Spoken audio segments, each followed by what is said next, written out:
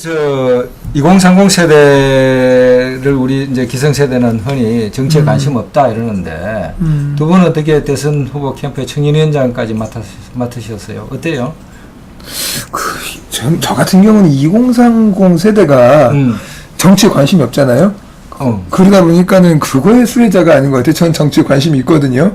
그러다 보니까 이제 아주 그냥 넓은 초원에서 혼자 달려가는 그냥 말같이 이런 거죠. 그러다 보니까는 경쟁자가 많지 않다. 그게 좀 안타깝죠. 이제 서로 이제 청년위원장 하고 싶어가지고 막 이렇게 해야 되는데 자, 그만큼 이제 정치권에서 이제 청년들을 흡수를 잘 못하고 있는 현실인 것 같고. 그래도 뭐 어쨌든 그 이번 야권 쪽에서는 그래도 청년들이 조금 이제 하나둘씩 부각이 되는 것 같아서 조금은 이제 기분이 좋네요. 네. 성치훈 씨는 어때요? 저는 반대로 생각하는데 2030 세대가 정치권에 관심이 없다고는 하지만 이 2010년 지방선거를 계기로 이제 투표율이 반등돼서 조금씩 오르고 있고 총선 때도 투표율이 기대에는 못 미쳤지만 분명히 2030 세대의 투표 표심이 이 선거 결과에 영향을 미친다는 것을 증명을 했기 때문에 그렇기 때문에 저희가 이렇게 이 방송에서 나오고 캠프 내에서도 목소리를 낼 수 있지 않나. 예전 같으면은 저희는 그냥 아르바이트나 이렇게 자원봉사. 그렇죠. 예, 그렇습니다. 예. 근데 그럼에도 불구하고 저는 조금 이제 걱정이 되는 게 그 대학생들이 이제 그리고 청년들이 이렇게 투표율은 조금씩 높아지고 있는데 문제점은 좀 더 깊이 있게는 안 들어간다는 거죠. 그러니까 이제 관망하는 형태로 이제 표시만 하는데 자기들의 의사를 좀 더 적극적으로 표현을 해야 되는데 저가나 이렇게 수동적인 소비자로 머물러 있다. 네, 그게 너무 안타까워요. 저는 이제 가끔 와가지고 막 이제 하고 싶은 말도 하고 막 필요하면 이제 이렇게 막 끌어도 내리고 이래야 되는데 그걸 못 하니까. 두 분의 역할이 크겠습니다. 그러니까 성치훈 씨 말씀은 기성세대가 흔히 말하는 식으로 2030 세대가 정치에 관심 없다. 이것도 꼭 맞는 얘기는 아니다. 네. 예. 영구불변한 진리가 어디 있겠습니까? 그건 뭐 굉장히 급히 바뀌고 있는 것 같고요. 예, 그런 점에서 두 분 역할 기대를 많이 하겠습니다. 지금 그 민주당 경선이 초반 그 사연전이라고 했잖아요. 사연전이 끝났는데요. 소감이 어때요? 지금까지 참여해서 직접 캠프에 청년위원장으로 참여해서 굉장히 그 역할을 많이 하셨는데 해보니까 어때요? 일단 뭐 결과는 뭐 당연히 만족스럽지 못하고요. 일단 이번 4연전 이 경선 과정에 있어서 뭐 저희가 원하는 또 제가 원하는 이런 방향으로 흘러가지도 못한 부분도 있는 것 같고 저희 캠프 민주당 전체가 지금 국민들에게 실망스러운 모습을 보였지만 저희 캠프도 역시 저희 김두관 후보 측도 국민들에게 뭐 죄송한 모습을 보인 것도 있다고 생각을 하기 때문에 뭐 전체적인 좀 아쉬움이 남는 하지만 아직 4연전 뭐 4개나 치렀기 때문에 많이 치른 것 같지만 전체 투표 유권자 수의 한 10%도 안 되는 인원이 투표를 한 거거든요. 그렇기 때문에 아직 충분히 뭐 자성과 반성의 시간을 가져서 국민들이 다시 관심을 초반전이다. 아직 멀었다라고 생각합니다. 예. 그 경선 그 공정성 시비도 좀 있었습니다. 어때요? 저는 뭐 어쨌든 그런 것도 있는 것 같고 그리고 조금 또 다른 캠프 있다 보니까 입장이 많이 다르죠. 저는 이제 좀 다행이다. 진짜 최악은 면했다라는 생각은 들거든요. 그러니까 지금 지지율 상승 곡선을 보면은 문재인 후보가 이제 거의 60% 육박하는 투표율을 받았다가 이제 55, 이제 40대 이렇게 진입을 했어요. 그리고 이제 손학규 후보 입장에서는 10% 처음에 받았었고요. 그러니까 20%인가 받았고, 그 다음에 10% 받았고, 그 다음에 이제 30%대를 받고 이제 40%를 넘겼다는 거죠. 그러니까 지금 하나는 하향 곡선이고 하나는 상승 곡선이고 지금 접점에서 재밌어진다. 예, 지금 만나기 때문에 그 주말에 있는 그 전북과 이제 인천 연이어 그 손 후보가 한번 해볼 만한 지역이기 때문에 좀 재밌는 이들이 잘하면 벌어지지 않을까. 두 분 사이에도 2등하고 3등에 약간 느낌의 차이가 있는 겁니까? 뭐 그거는 아닌 것 같아요. 뭐 개인적으로 잘 아는 분인데 뭐 그런 건 아니고 그냥 객관적으로 그냥 평가를 했을 때 그런 것 같고 그리고 더 재밌는 거는 지금 그 언론이라던가 이제 여론에서 생각을 하는 거는 손학규 후보가 문재인을 이길 것이냐를 이렇게 싸움을 보는데 그것도 굉장히 의미가 있고 중요한 일인데 그보다 더 큰 의미가 있는 일은 문재인 후보가 50%를 넘기고 경선을 마치냐 아니면 50%를 뭐 못 넘기고 경선을 마치냐 1%의 싸움이거든요. 아, 네, 네. 1%의 싸움인데 그거의 차원에서 봤었을 때 지금 정말 지금 의미 있는 일들이 많이 벌어지고 있는 게 아닌가. 결선으로 오히려. 갈 거냐 말 그쵸. 거냐 이런 예. 거 있다. 생각보다 결선 투표가 있다는 거를 모르는 국민들이 많더라고요. 예. 그렇겠죠. 그래요. 그런데 그거는 어떤 뭐 지금 경선에 이제 지금 흘러가는 분위기가 그렇다는 얘기고, 그 지금까지 과정에서 어떻게 청년들의 목소리, 청년들의 요구, 정책으로 좀 뭐 반영이 많이 되었습니까? 제가 그 경선 후보 5명의 이제 그 사이트가 생기고 5명의 공약들이 나왔을 때 전부 다 일일이 살펴봤는데 안타까운 점은 5명 후보 중에 저희 후보님도 공약을 내긴 냈지만 제가 느끼기엔 너무 부족한 게 많았고 5명 후보들이 청년들을 대상으로 한 공약들이 역시 보이지 않았다는 거. 아니 예. 그럴 리가 있겠습니까? 지금 청년들 표를 받는 게 그러니까 얼마나 지금 급한데. 그러니까 민주당이 국민들에게 실망적인 모습을 보이고 있다는 게 여기서 드러나는 것이 겉으로는 2030의 표심 이렇게 중요하다라고 얘기하고 있지만은 마음 한켠에는 젊은 세대는 야권을 지지하기 때문에 야권 성향의 표심이 있기 때문에 아하. 뭐 새누리당보다는 우리를 찍어주지 않을까 하는 그런 안일한 마음 때문에 준비들이 좀 부족한 점이 있지 않았나. 그래서 네. 저도 저희 캠프 내에서도 지금 청년 정책들을 좀 더 강화하기 위해서 많은 목소리를 내고 있고. 그러면 뭐 2030 세대가 저기 꼭 그 지지 안 할 수도 있다 막 이렇게 나가야 되겠습니다. 아, 그렇진 않고요. 그렇기 때문에 2030 세대가 제가 아까 말씀드렸던 것 같이 정치 무관심에서 더 적극적인 목소리를 내는 그러한 수순을 밟아야 이제 그들이 이제 원하는 이제 정책들이 나온다고 할 수 있고 그 손학규 캠프 같은 경우는 실제로 지금 청년 정책에 대한 그 움직임들이 많이 있어요.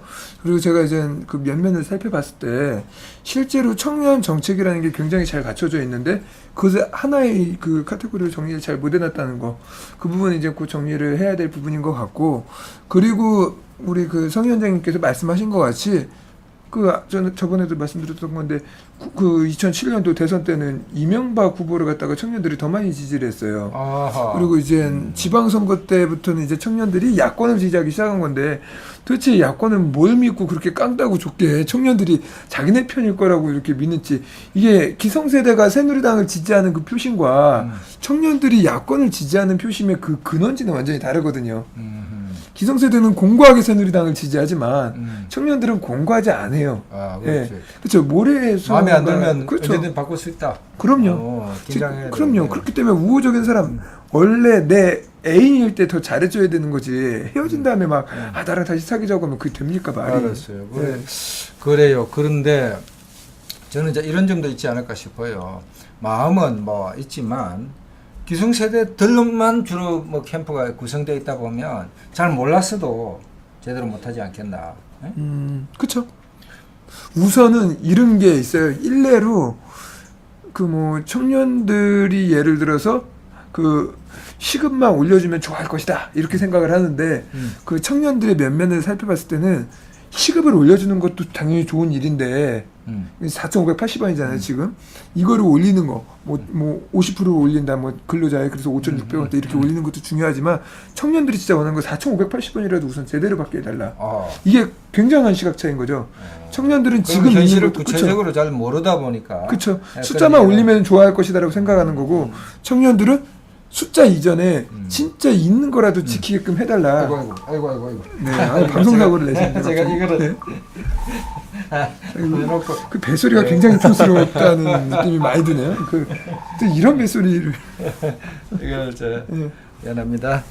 그런데요, 그 성치훈 위원장 어떠세요?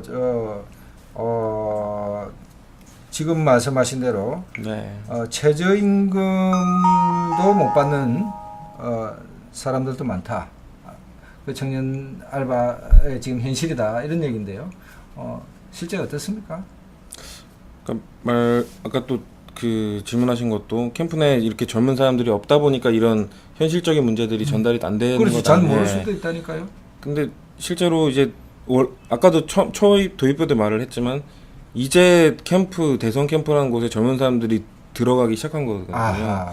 저희도 어떻게 보면 이런 저희가 들어가서 너무 이렇게 늦습니다, 그죠? 목소리를 내고 있는 것 자체가 처음이 아닌가. 예전에 같은 경우는 이제 뭐 물론 젊은 사람들이 열풍이 대선에 개입된 적이 많지만 항상 이런 유세, 이런 바람몰이 이런 것들이었는데 길거리에서 뭐 춤이나 추고 이 정책 생산이나 전이 됐죠. 이런 전략적인 부분에 있어서는 젊은 사람들의 목소리가 개입될 수 없는 부분이 되게 많았는데 이제 조금은 뭐 정책적인 원래는 대선에서도 그 총선에서도 그랬고 지방선거도 그랬고 청년들의 정책을 내본 적이 없거든요. 거의 대부분이.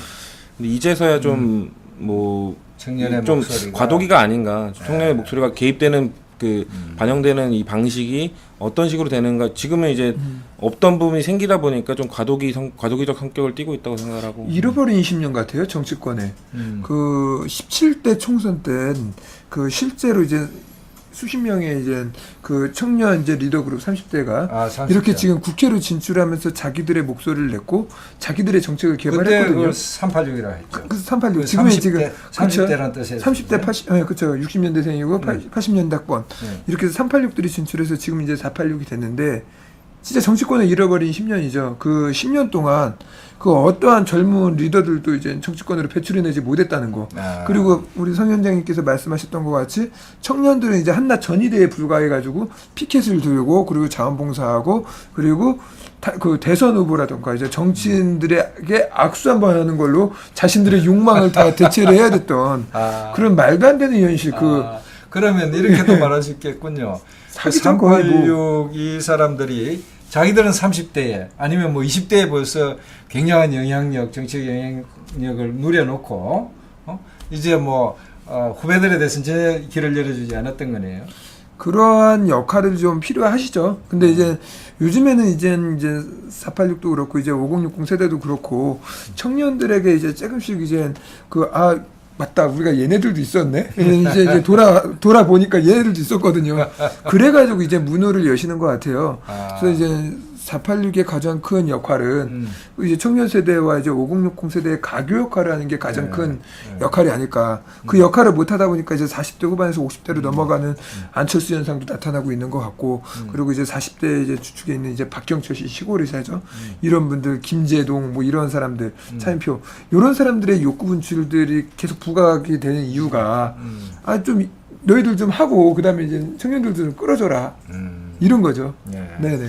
그 성치훈 위원장 어제 청주에 가셨어요? 예, 갔다 왔습니다. 네. 어땠습니까? 어제 그 분위기라든지 뭐. 저는 이제 유세 현장을 네 군데 중에 어제 처음 간 거거든요. 네. 이제 저는 서울에 머물러 있다가 유세 현장을 좀 봐야겠다, 문제점을 좀 파악하기 위해 처음 갔는데 생각보다 너무 놀랐어요. 저는 이제 그 전국 선거를 뭐 전당대회나 이런 거를 많이 돌아다녀봤기 때문에 이런 현장 투표의 열기를 알고 있는데 청주체육관 갔더니 너무 사람이 없고 너무 열기가 떨어지는 그 어제 청주체육관 연설에서도 몇몇 후보들이 지적을 했듯이 지금 선거의 95%가 이 정치의 묘미라고 할 수 있는 이 정치인의 자신의 매력을 발산하는 가장 큰 것 중에 하나인 이 연설을 듣기 전에 이미 투표를 결정을 되고 투표를 해버리고 나서 5% 정도에 머무르는 대의원 투표와 현장 투표 인원만 거의 현장에서 투표를 한단 말이죠. 그렇기 때문에 그 지역의 표심이 어느 정도 이미 다 결정된 이후에 하다 보니까 맥이 빠지는 경선이 되고 있지 않나. 엄격히 말하면 그 현장 투표도 그 전날 하잖아요. 대의원들만 그 자리에 왔어요. 아닙니다. 현장 그러니까 모바일 투표하시는 분들은 당연히 뭐 현장에 올 필요도 없고 그러니까 90% 이상은 지역에 지정된 장소에서 현장 투표로 또 구청 가서 하는 것도 그 전날 합니다. 그러니까 이게 대의원들만 그 자리에 옵니다. 대의원들만. 지금 불과 한 300명, 200명 대상자가 2-3%도 안 되는 이게 이 말도 안 되는 경선의 룰이 저는 이런 생각이 들어요. 보면은 일단 지금 여론조사 봤을 때 안철수 박근혜가 앞서고 있는데 잠깐만 미안합니다. 네. 후보들이 그럼 핏대를 올려서 아주 그 명연설을 해도 그죠. 그 표심에 별 영향을 못 미친다. 이건 근데 지금 당 선관위에서는 그 현장에서 그냥 그래도 한 30% 이상의 사람들은 내가 연설 한번 들어보고 누구 찍을지 마음 정하겠다 하고 오는 사람들이 있어가지고 그 자리에서 막 이게 해야 역동적이고 이게 좀 그 표심 그 당 현재 연설에서 움직일 수 있는 표가 이제 20% 정도로 보더라고요. 20% 정도로 이제 보는데 아까 제가 하려고 했던 말이 뭐냐면 지금 이대로면은 이게 어떤 형국이냐면 박근혜 안철수 문재인 뭐 손학규 다 나간 다음에 여기서 이제 대통령 먼저 뽑아요. 나머지 뽑아가지고 하면 이제 안철수 아니면 이제 박근혜가 되겠죠. 이 상황에서 이제 95%는 이미 다 표를 뽑아놓고 나중에 이제 정청연설 듣고서 하는 거 같은 형국하고 똑같은 거거든요. 그러면서 이러한 거 그 앞으로의 그 지금의 노력들 그리고 정책 연설, 정책 컨텐츠를 통해서 나중에 이제 민주당이 역전을 해보겠다라고 이렇게 말을 해놓고선 당 내부 경선에서는 그렇게 적용을 안 한다는 거죠. 아하. 자기네들은 그거에 대한 절박함을 느끼면서 나중에 이제 최후의 이제 승자가 되겠다는 다른 컨텐츠나 이런 걸 통해서 그 승자가 되겠다는 컨셉은 갖고 있으면서 당내 경선에서는 당권 쪽을 갖고 있는 그런 선대위에서 경선의 룰은 상당히 문제가 있군요. 그 많죠. 공정성뿐만 말이 아니라 안 이건 저기 뭐야 어떤 역동적인 뭐 재미라든지 이런 거를 위해서도 문제가 있군요.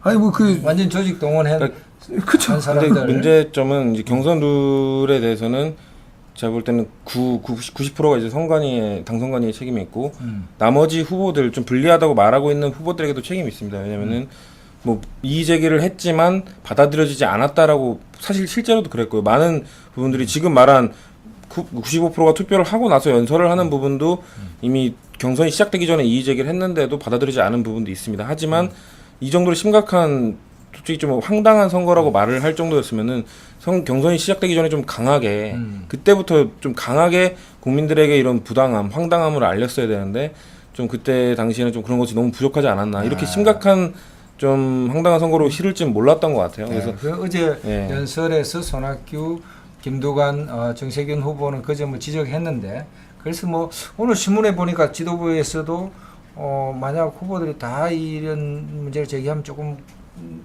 지금이라도 바꾸는 거를 고려해 볼 수 있다 이런 제가 멘트가 봤을 나와 때는 있던데요. 그쵸. 뭐 지금 어떤 후보가 다- 실제로 문재인 후보 지지자들도 해달라는 거 다 해줘라. 어차피 우리 후보가 압도적 1위인데라고 말은 하지만 결과가 나오고 좀 압도적인 추세로 간다고 느껴지니까 이렇게 얘기를 하고 있지 실제로 이 까기 전에는 4개 투표함을 까기 전에는 솔직히 그쪽도 불안함이 있었단 말이죠. 왜냐면은 대의원 투표의 당심 투표가 당심이 문재인 쪽으로 향하지 않고 있다는 것이 여론조사에서 나왔었기 그렇죠. 때문에 그쪽도 불안했기 때문에 막상 선거가 있기 전에는 그런 것들을 잘 안 들어주고 뭐 좀 안 해주다가 마치 좀 유리한 것 같으니까 마치 대인배인 양 다 예. 들어줘라 이렇게 말하는 것도 좀 잘못되지 않았나.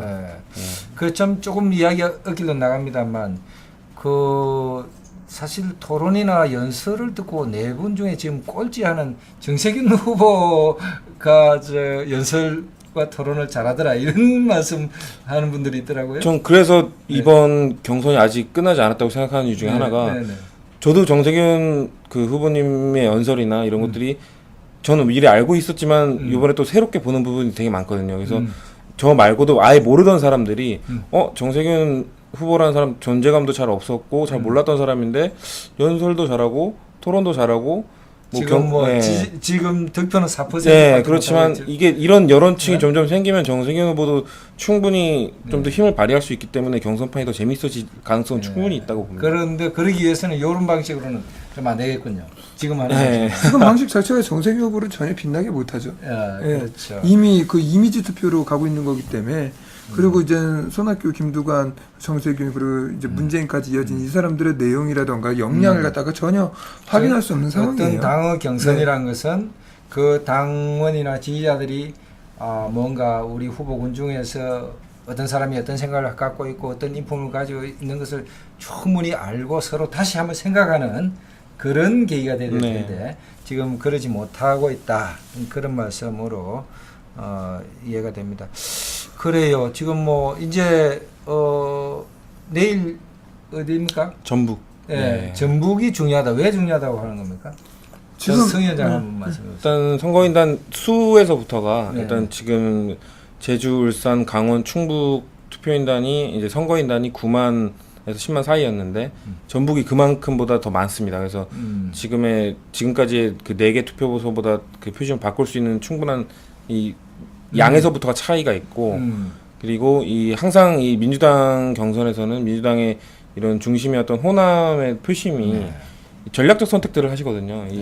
제가 봤을 때는 이제 호남의 표심이 과연 지금 민주당 경선이 제대로 되고 있지 않기 때문에 뭐 두 개로 갈릴 겁니다. 문재인을 아예 밀어줘서 아예 빨리 끝내서 수습을 해라라고 할 수도 있는 것이고 아니면 좀 더 이 역동성을 키우기 위해서 판을 재밌게 하기 위해서 비문 후보 쪽을 선택을 해줄 수도 있는 것이기 때문에 이 호남의 민심이 어떻게 될 것인지 이 전북을 시작으로 이제 다음 주에는 이제 광주 전남 여기는 13만 5천 훨씬 더 많습니다. 그래서 광주 전남으로 넘어가게 되면 이제 호남의 표심이 수도권으로 오기 전에 이 민주당 경선판을 아마 뭐 절반 정도는 결정을 지어줄 거라고 보고 있습니다. 네.